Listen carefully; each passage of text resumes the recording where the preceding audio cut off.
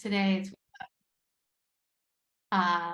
some to get through, and we are recording this session so that other people who aren't able to join us today can take a look. So feel free to leave your camera on or off, whatever you're more comfortable with. And we are going to, a little later in the session, do a quick breakout, but we'll mostly be in this room together. So welcome. I'm Simca Horowitz with Massachusetts Farm to School, and joined today also by my colleague Dinah and Lisa Demon, and really glad to have you with us today for this session on the USDA Farm to School grant opportunity. We do have a pretty big group and want to be sure to get through this info, so we're not going to do a whole lot of introductions right now. I want to jump right into it and make sure we have lots of time for questions at the end as well. So this is really a great opportunity for you to learn a little bit more about this grant that's offered by the U.S. Department of Agriculture, that for which the request for proposals is currently open, and assess whether it might actually be a good fit for your program. We'll go into some details about the application process and that sort of thing, but I just want to say that USDA does have some great resources, including 2 really detailed webinars that they have put out, and a whole website where there's much more specific and authoritative information you can get directly from USDA. So we have links to that in the slideshow. We will make the slides available after this session as well. So anything that's in here that's a link, you'll be able to access. Great. Okay, Dana, next slide. So many of you are familiar with Mass Farm to School. We strengthen local farms and fisheries and promote healthy communities by increasing local food purchasing and education at schools. We do this through a variety of ways, and some of that is professional learning opportunities like this. We want to see more farm to school activity across Massachusetts in any way that we can support schools to do that. We are interested in, and we know that helping you get the resources that you need for your program is really essential. So our hope in this session is that by answering questions about this grant opportunity and providing some support may make it easier for you to get the resources you need. Okay. So many of you may already have farm to school programs in the works. When we say farm to school, we are talking about what are often referred to as the 3 C's: classroom, cafeteria, and community. So a lot of programs start maybe with just one element of that. For example, serving locally grown food in the cafeteria, or maybe they start with more of a classroom focus where they are doing something like school gardens, or perhaps getting out into the community through things like, as is this picture, visit to community gardens. So we know that some of the strongest programs are ones that really are integrated and touching on really the whole school community. But it can also take some time to build to that integrated approach. And the USDA Farm to School grant opportunity really focuses on all of those aspects: classroom, cafeteria, and community, and provides space for you to really emphasize where your focus is in your school or community.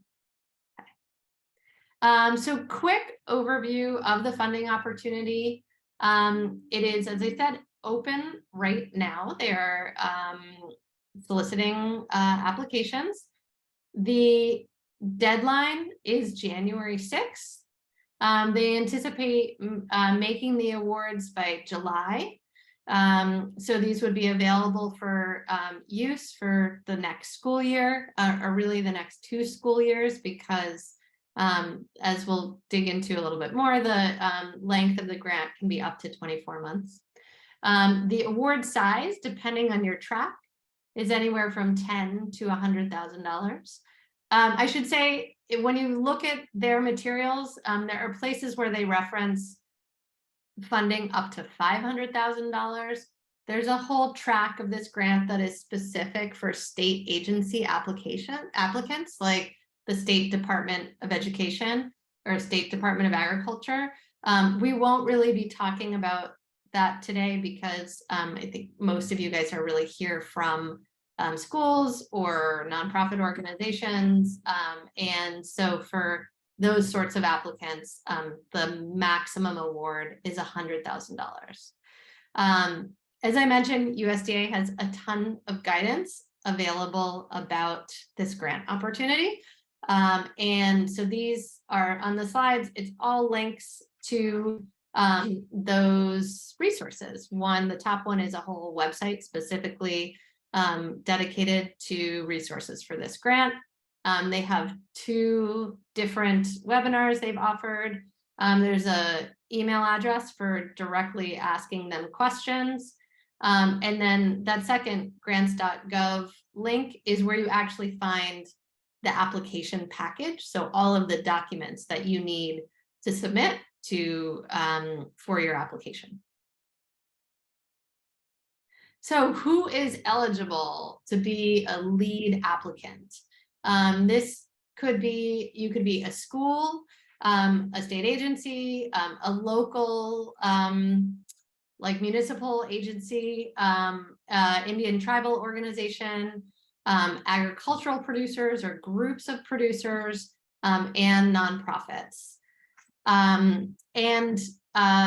Just a question in the chat, we will be sending these slides out with the recording. So don't worry about taking tons of notes, and you'll have access to like all the links in here. So if you are not a school or other organization that operates one of the federal meal programs, such as the National School Lunch Program, you can apply as the lead applicant, but you do need to have a letter of commitment from an entity like a school that operates one of these meal programs. They really want to see that there is existing partnerships with schools, not just sort of the intent to work with schools, but that you really have that commitment in place. Next slide.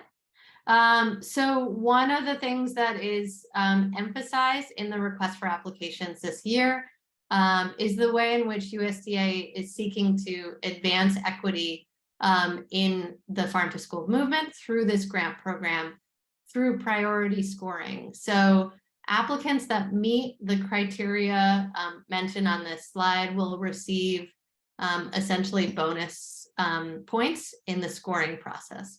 So those are entities that serve at least 40% of students who qualify for free or reduced price meals, Indian tribal organizations, applications from organizations led by BIPOC individuals or that are serving rural communities, or applications from agricultural producers or groups of producers. Again, this is not a requirement, but it is something that will strengthen the competitiveness of your application.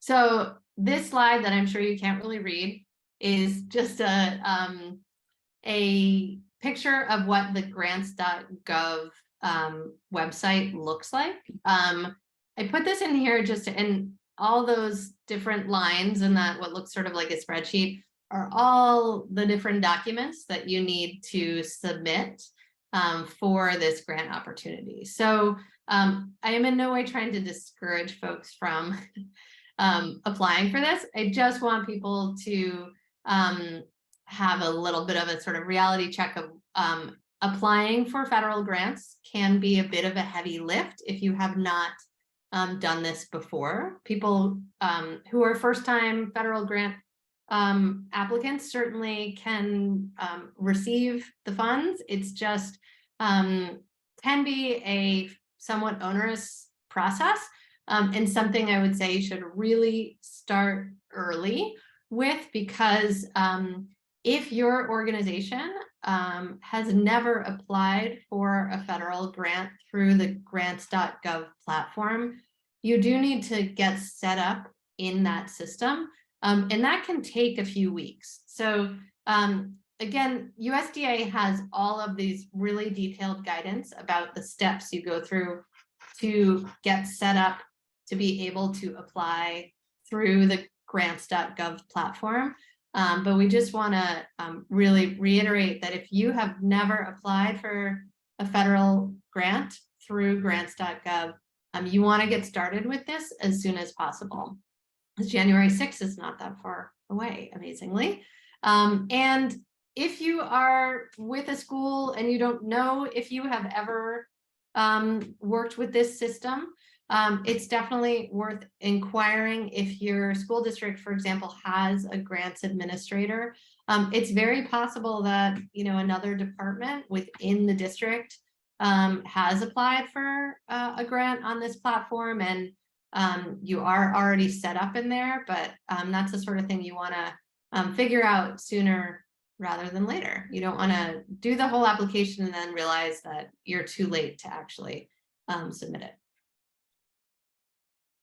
Okay, so I mentioned there's different grant tracks, and there's different funding amounts for each track, and different lengths of time. So there are 3 tracks that USDA calls turnkey, and these are designed to be both a much more straightforward application process and something where USDA is actually essentially telling you what all your activities are. So when you open up the application for like the turnkey edible garden track, there isn't really a place for you to identify all the activities that you intend to do. USDA has already done that, and they expect you to do the activities that they list.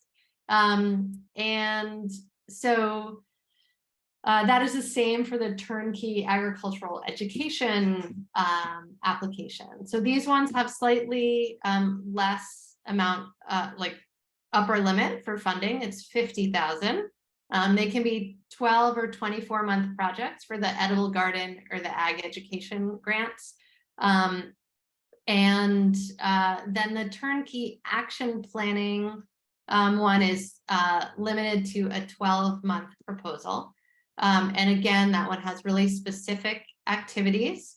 If anyone has participated in the Massachusetts Farm to School Institute, you might be familiar with this idea of a farm to school action plan, which is really developing, you know, a detailed plan for what your school wants to do in terms of farm to school activity. And that's basically what this grant is designed, this track is designed to fund. And so again, there's really specific set of activities that you would complete if that's the one that you're that you are applying for. And if you have ever received a USDA Farm to School grant in the past, you're not eligible for that turnkey action planning grant. That's for people for whom USDA Farm to School grant funding is new. The implementation grant, which is either you can apply for up to $50,000 if it's a 12-month project, or up to $100,000 for a 2-year, 24-month project. That one is much more flexible in terms of what the activities are. The objectives listed there are really around increasing access to local foods and both the local foods procurement and the agricultural education components of farm to school. So you would be listing in that what your activities are, really aligned with what your school's priority or community's priorities are. And this is something that is really, if you have gotten an action planning grant before, you may move into this stage of implementation, or maybe you already have a fair amount of farm to school activity underway in your district. This could be a good fit for you. It's a little bit less for people who are entirely new to farm to school. And if you have received a farm to school grant in the past, you can apply for additional farm to school funding, but you need to have completed all of the activities in your prior grant before applying for this one. So you'll have to, depending on when you got your prior grant, you may or may not be eligible. So that is like the very sort of brief overview. I think before we jump into a little bit of just a pair share with somebody else on the call about things that you're thinking about, that you might be interested in using this funding source for, I just want to stop and open it up for questions, and feel free to either take yourself off of mute or drop those in the chat.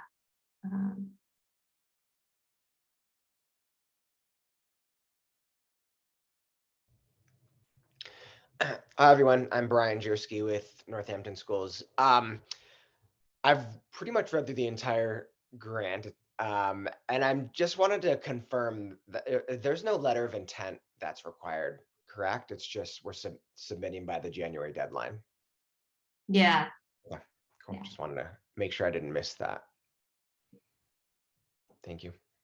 Thanks, Brian. And I will say in a minute, we're actually, maybe we can do this before we do our pair share. We are going to hear from a former grant recipient.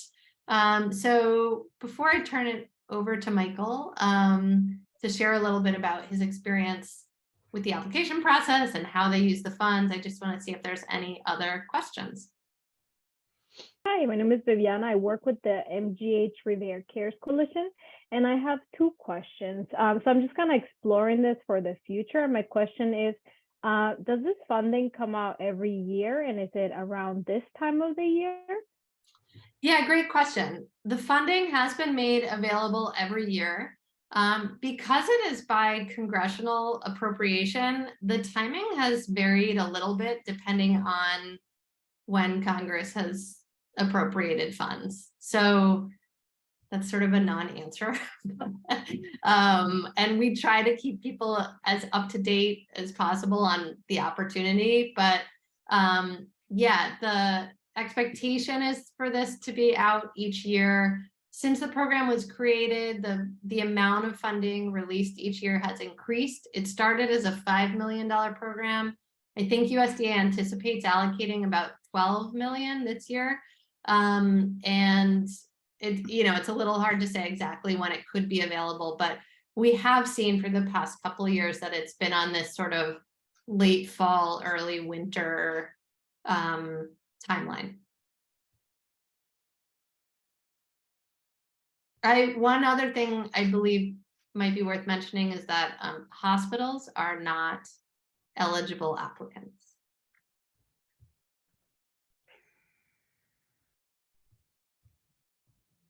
Liz, did you have a question?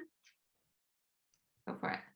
Hi, Simca, Lisa, Dinah, and everybody else. I serve on the advisory boards for Mass Farm to School, so that's why I call their names. I think about, those of you who know me know that I think about policy a lot, and I'm on one of the USDA equity subcommittees. So the Farm Bill, some of you who follow it or may not follow it, is like our biggest piece of federal legislation, and it's coming up, and everything related to food, including school food, and this grant opportunity is embedded in that. With the change in the House, some of us are a little worried about this funding. I don't think it will go completely away, but we might want to think about budget cuts. So I say that for those who are saying, oh, maybe it's a big lift, maybe I'll wait until next year. There's some uncertainty about what next year might look like, but Lisa and Simca and Dinah are closer in. Maybe you have some thoughts on that. That was really my question. Like, what are you thinking? Yeah, that's a great question. I do think one good thing about this opportunity is that it's been incredibly bipartisan since it was created.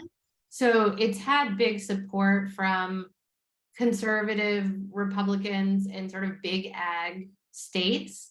So I think compared to some other federal nutrition programs, my assessment would be it's less risky, or less politically tenuous than some other ones. It's a great question. We work closely with the National Farm to School Network that really is much more involved in federal policy, and actually planning a conversation with them in a week or so. And I think it's a great question to have about just sort of what they're hearing and how it could impact this. Also, Senator Leahy was one of the biggest champions of this program, and just is retiring. So I think I appreciate the question being raised. I don't have a great answer. We're not feeling super like the entire thing is in jeopardy, but whether the funding amount changes is a good question. I don't have a good answer, but I mean, that's okay.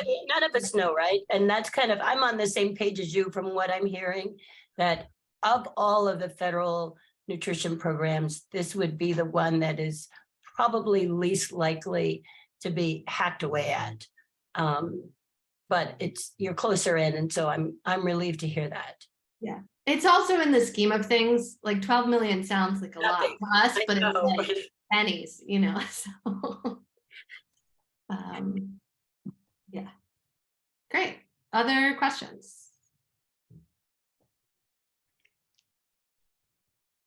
Well, why don't we turn it over to Michael? I really appreciate Michael Skillicorn from Grow Food Northampton being with us to share a little bit about their experience with the grant. And yeah, take it away, Michael. Sure. Yeah. Hi, everyone. Thanks for having me. So I work at Grow Food Northampton, which is a local food systems nonprofit in Northampton, Mass. And I'm just going to hide myself. That's a little less creepy. There we go. So hi to everybody I know. Nice to see Liz and Brian and Dinah and Yusimka. So we applied in 2018. I must have been actually the deadline was the same. So early January 2019. And we collaborated with the food service director in the public school district, a school committee member, and Hope, who some of you know, who manages the school garden programs in Northampton. So we had a little team that put together this application, and we applied for 2 years. It was an implementation grant. I think at the time there was a planning grant track and an implementation grant track, and we went for the implementation one. And the amount was the same, so it was a maximum of 100,000. And I just kind of reread the grant, and it looked simple and easy. You're kind of rereading it now, but to Simka's point, a lot of thought and work went into putting it together.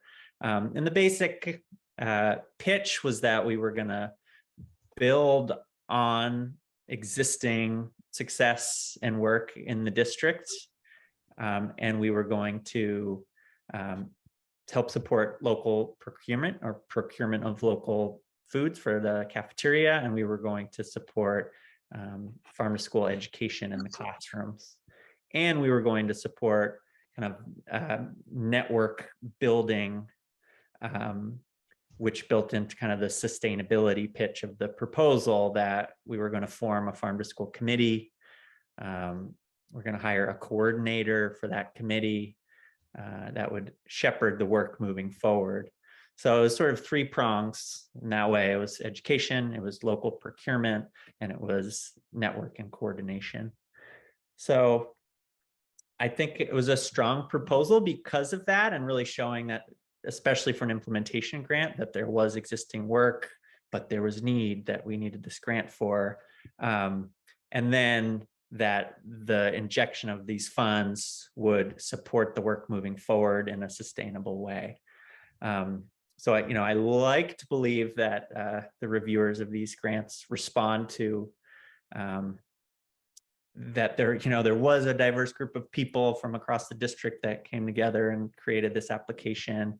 I'm not convinced that it's necessarily the case, when reviewers read it, if they hear a good story, maybe doesn't necessarily matter to them how it was created. But from my perspective, it was a genuinely good process with a number of people throughout the district. And it was a real need. So we got the grant in the summer of 2019, and it kind of went into effect for 1920 and then 2021. And it's interesting that Brian is here because a part of the proposal was hiring a coordinator, which was originally housed at Grove for Northampton, but basically put on loan to the Northampton Public Schools. And after the 2-year grant period ended, the school district saw the benefit of having that coordinator, and the food service director sort of made the pitch that this is essential. Now that we've had it for 2 years, you can't take this away from me. And a supportive superintendent was able to add that position, which is now Brian, who's here. So Brian is now a farm to school coordinator, right? I think is your title, housed within the district. So a really big success in that regard, where it truly was an injection of funds, outside funds, that led to a more sustainable farm to school program in the district. So that's kind of the overview. I'm obviously happy to take questions. I think I do have some things to share about the process, especially after we got the grant, but I don't know how helpful that is at this point in time. But certainly the application was there, and in the folder of all the materials, there's support letters from like 7 different people and all these different documents. And we did end up making a typo in one of the forms where the total dollar amount was different from another form, and it led to major headaches that we had to reconcile with them. So it really takes patience and care. And sort of another weird example is that, like, you have to have Adobe to open the budget template that they have. So I just tried to open it and I couldn't even open it. And you had to submit it on Safari, and it was like an old version. So all this kind of archaic technological stuff that you had to navigate, that just felt like hurdles that you have to jump over that seem unnecessary, but turn out to be necessary. So I'll stop there. And please let me know if you have questions. And sorry, Liz, I see your hand there forever.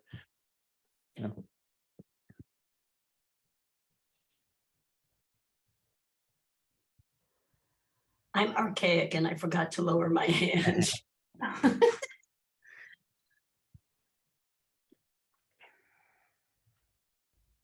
I think that's really helpful to hear, Michael, because I've been in grants ready to submit. Like, you work really hard on the content of the grant, and then you allow yourself like a day extra to reread, and then you're ready to submit, and then you log on, and it's like, I don't even have the software that I need to upload all of this stuff. So I think giving us that heads up is really important, so that we can get all that downloaded, because the first of the year is not far away, especially for those of us who are in organizations trying to do year-end fundraising. And so I encourage people to start early. I've not done one of these, but I just did another federal grant, and I was sure that I would be dead before I hit submit.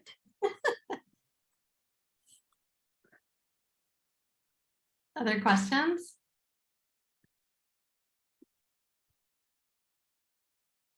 Well, I want to have time for people to talk a little bit about ideas, but I feel like to brighten the mood a bit, maybe we can go, Dinah, to the next slide, not the pair share. If you want to share your screen again, I just want to share with everybody a bonus opportunity. This is not what you signed up for, but it's very exciting.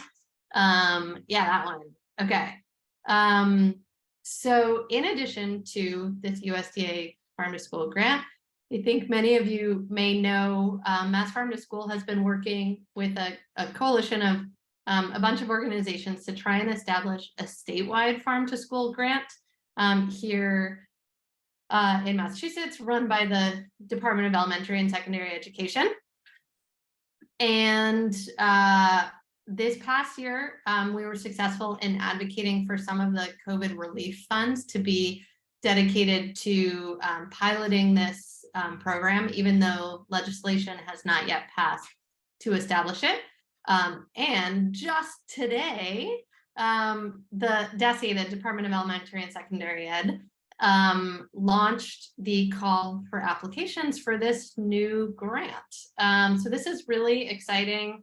A lot of overlap in terms of the types of eligible activities, really designed to increase to address both the sort of cafeteria and classroom sides of farm to school. So you could use funds for like infrastructure investments, for like kitchen equipment, so you can work with more local foods, or school garden installation, but also training for staff, be it school nutrition staff or teachers, to really help them be ready to implement farm to school activity.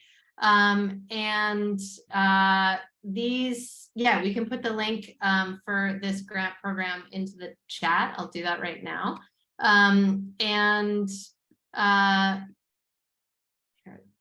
There it is. And so one of the important differences, though, is this is a program right now that is not for like partner organizations to be the lead applicant on, but for schools or other, it's really people who are sponsoring a federal meal program. So either the National School Lunch Program or the Child and Adult Care Feeding Program. So early education sites like a Head Start or something like that, they could be an applicant for this grant.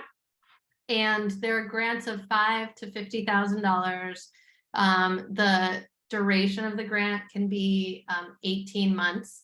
That's super not clear in the RFP for this grant, but you can put together a proposal for an 18-month project. And it's a much easier application process. If you go to the application process is listed on Ed Grants, the state portal for a lot of different education funding. And you don't need like a really established, you don't need to be in a system in order to access that. They will be accepting applications by email. So again, you don't need like 6 weeks in advance to get yourself registered in a system or something like that. And they tried to make it a pretty straightforward application. So this is an exciting opportunity. I just want to make sure people are aware of it. They anticipate allocating around $300,000, perhaps even more than that. This school year, there will be another round because there's already $1 million allocated to the program. And we really want to see, we are trying to make the case to make this a permanent program. So one important way to do that is also to have a lot of strong applicants and demonstrate that there's really demand for it. So whether you guys yourselves are eligible or interested in applying, or you might be working with a district or an early education site that is, we really hope that they'll apply. We'll be doing a webinar specifically on that grant opportunity in the next week or two, and then offering sort of individualized like coaching sessions for applicants at the beginning of January if they want help with their application or to talk through ideas, that sort of thing. So we'll be offering that at the beginning of January, and the deadline for this one is unfortunately pretty tight. It's January 31st. So tight turnaround, but also a pretty abbreviated application process. So if you're feeling a little bit turned off by the complexity of the USDA Farm to School grant application and you are eligible to apply for this one, it might be an easier lift. Questions on this one before we have a little bit of conversation about the grant? Yeah, go for it. Julia. Yeah, hi. I'm a municipal assistance coordinator for Mass DEP, and so I'm with Northeast District 3 And I work with 36 cities and towns. And I'm looking at all these, grants that have just come out with the EPA and how, these different cities and towns can apply for these grants. And what I'm noticing mostly, though, is that they're all interested in EJ communities. And I'm really glad to hear that you're going to be doing these coaching sessions, because all of the EJ communities don't have the staff, don't have grant writers, et cetera, et cetera. So it's going to be interesting to see who really applies for a lot of these grants that are out there right now, considering that they want to reach all these environmental justice communities. So you have coaching. Is there any other resources out there that we could guide some of these communities that would be most eligible for these grants, for help in actually getting through the process for both the Massachusetts one? I think would have less hurdles, but right now, for instance, for the EPA grants, they need to be on sam.gov before they can get to grants.gov. Oh, and that's the same for the USDA one too. Yeah. So there's all these pieces that have to be put into place.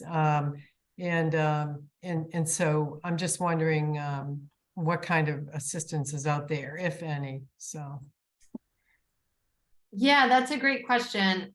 I mean, for some of the technical stuff, I do think USDA has sort of a help desk if there was difficulty with, you had questions about registering with the SAM system and then getting into grants.gov and the technical stuff. We're certainly happy to talk with people about project ideas.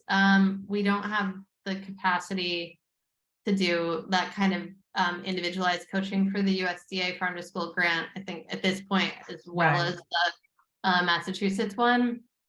But it is a great, I think that the National Farm to School Network is another resource in terms of potential partnership on some of these grants. And I'm less familiar with the EPA one. So, and what people might be applying for, the extent to which it aligns with farm to school specifically. Yeah, no, they're totally separate, but okay. They're all hitting now. So I've been on another webinar today learning about the other EPA grants for cities and towns and on different waste reduction programs.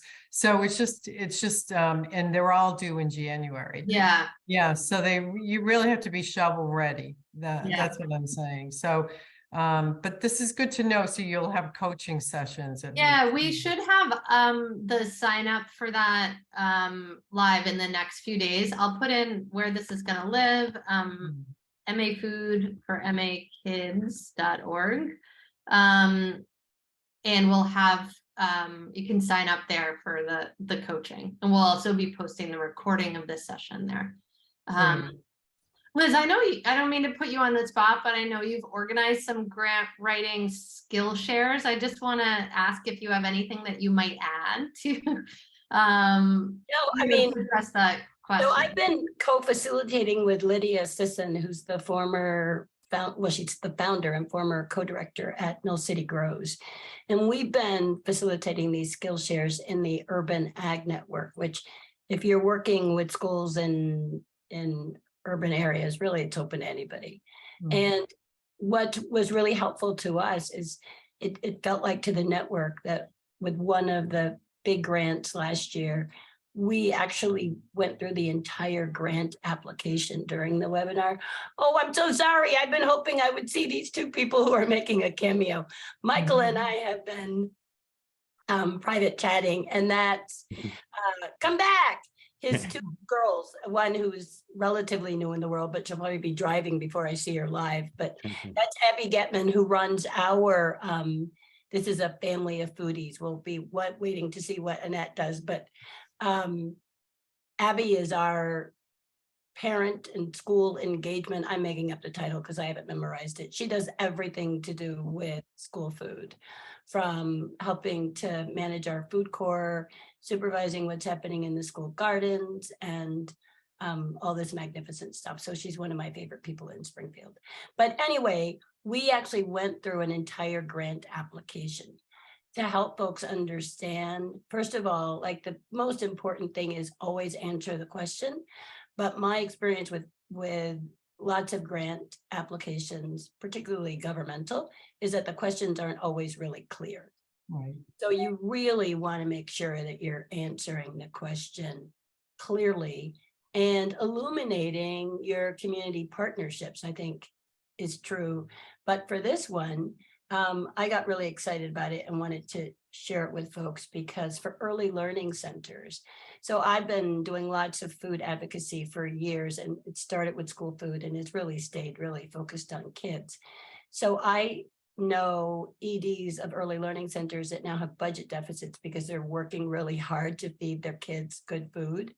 And just like we're all experiencing increased food costs, it's really high. So Simca, this is really exciting. It'll be great when they get really smart and there's a part for providers, but a part for the rest of us who really play, a strategic role. Those of you who are at organizations that are going to do the farm to school grant, I think it's really important to illuminate how you as a community partner can do lots of engagement around getting kids to eat healthy foods that for districts can sometimes be just too hard to do.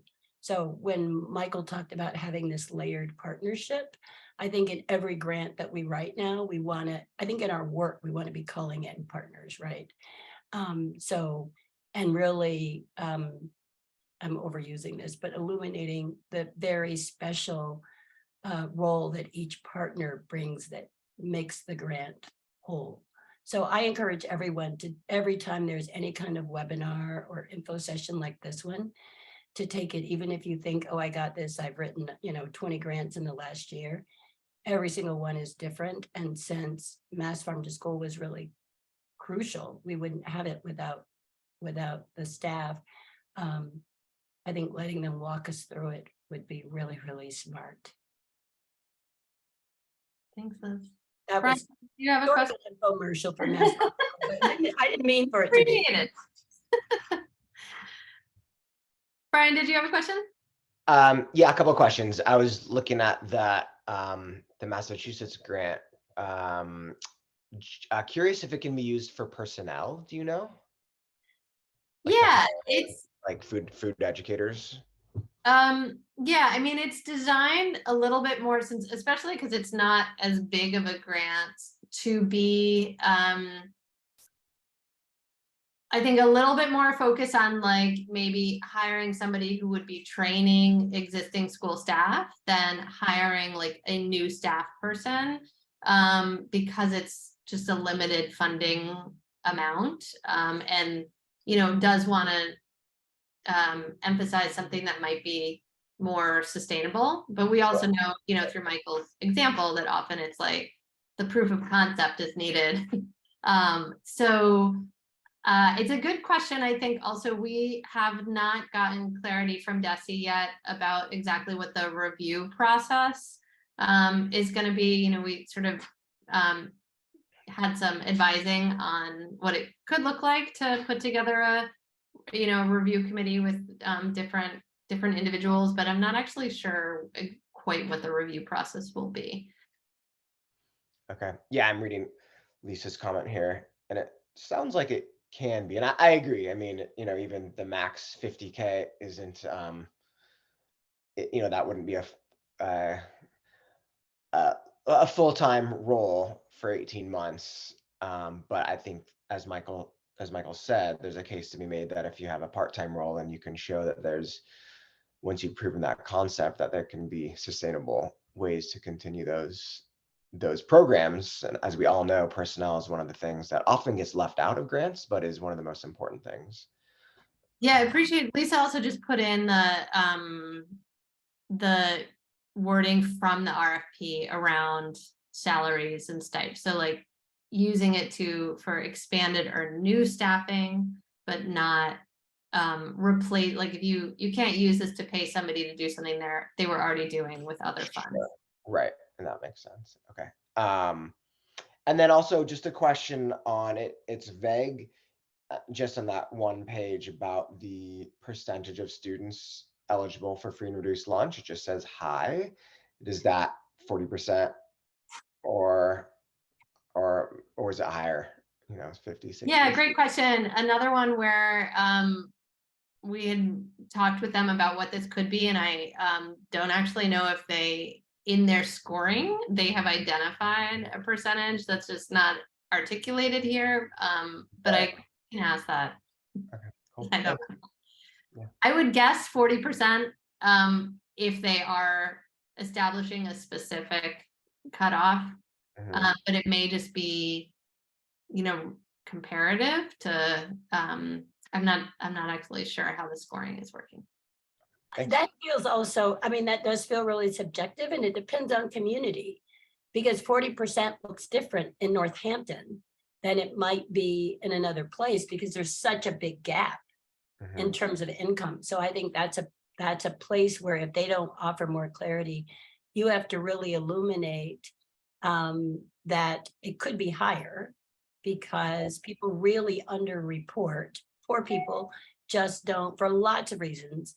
They don't respond to the census. They don't self-report. Even in Springfield, where we have community eligibility, we fall under that provision, which means nobody applies for free breakfast or lunch. Everybody automatically qualifies. Even getting the evidence was a challenge, because so many folks are so afraid of, like, what are you doing with my information? Are you, especially when you have communities of color, not just immigrant, Black people are not like going to tell you stuff. They don't respond to the census in the same way.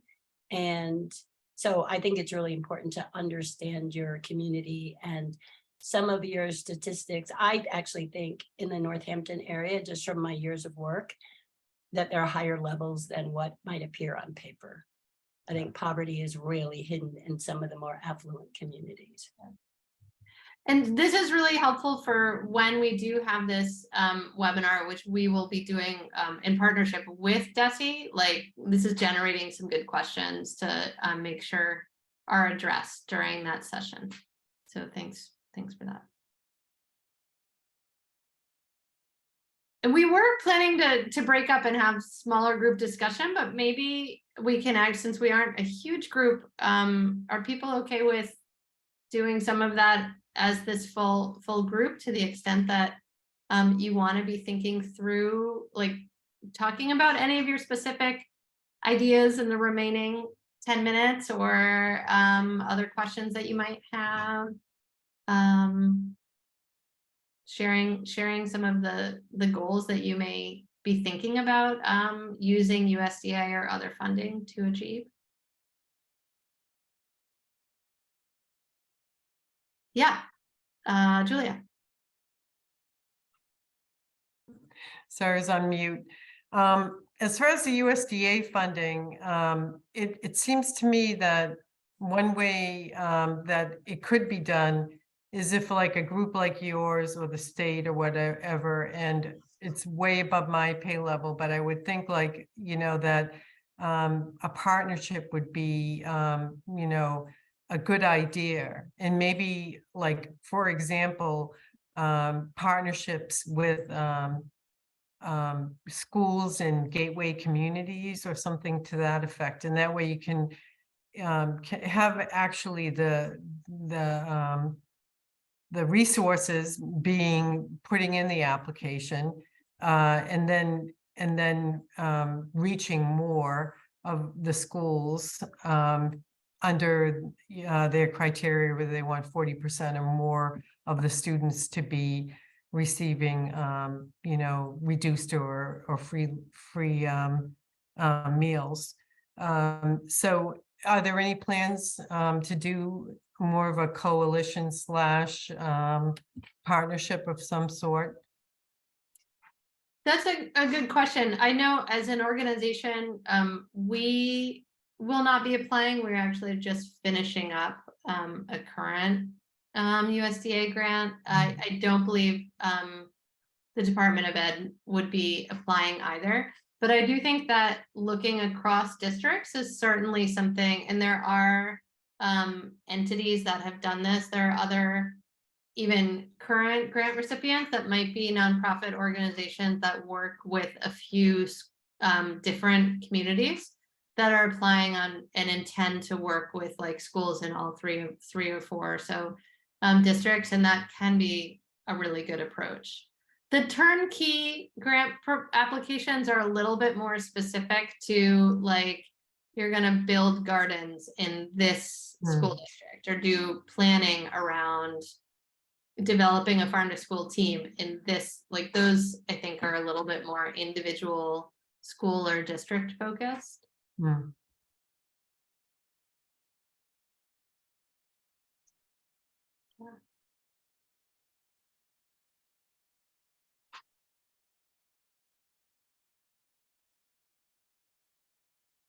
And I should have mentioned also, one of the USDA staff was hoping to be with us today. She wasn't able to, but if there were specific questions, like she welcomes feedback or, is happy to talk directly with people if they have questions. So I can connect folks to, her name's Katina. It's the farm to school lead for USDA, who's based in their Northeast office here in Boston.